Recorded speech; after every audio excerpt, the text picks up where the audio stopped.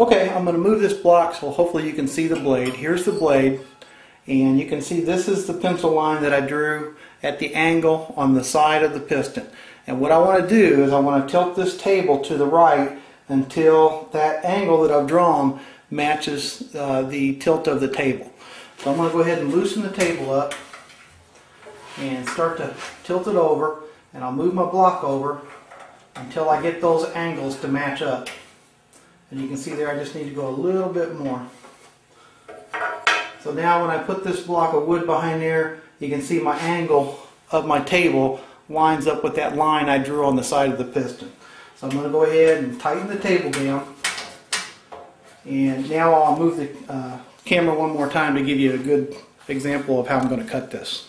It'll be hard to see from this camera angle, but I have my table tilted to the right, and you could do it to the left either if that's the way your table tilts. You just have to cut from the other side of the blade.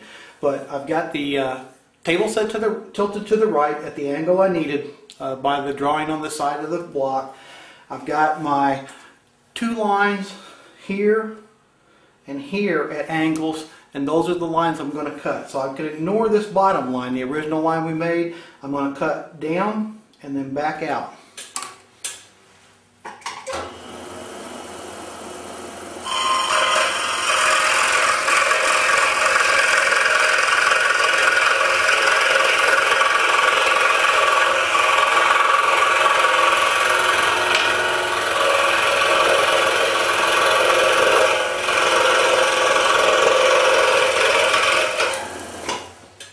Okay, now if you can see, I've created that channel that I'm talking about. It's going to be a little hard to see on the camera, and we'll move the piece around. Hopefully the light will hit it just right. But I've got this piston now designed where the left-hand side of the piston is lower than the right-hand side of the piston, and you can see I've got this nice channel cut into it for the bearing to, or the marble when it hits here. It'll be channeled right to the middle of this piston and then move up to the next one. And you do that with all the pistons until you get to the final one, which is of course the one you're going to do the channel in.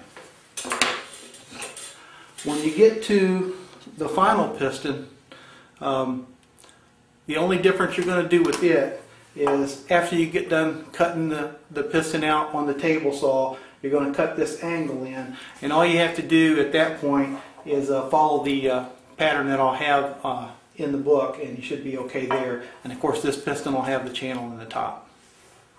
Okay, there you have it. There's my marble slide automatron, and this is a really fun project to make because it involves a lot of mechanical motion, and it will take a little trial and error to get the fit right like you want it to be.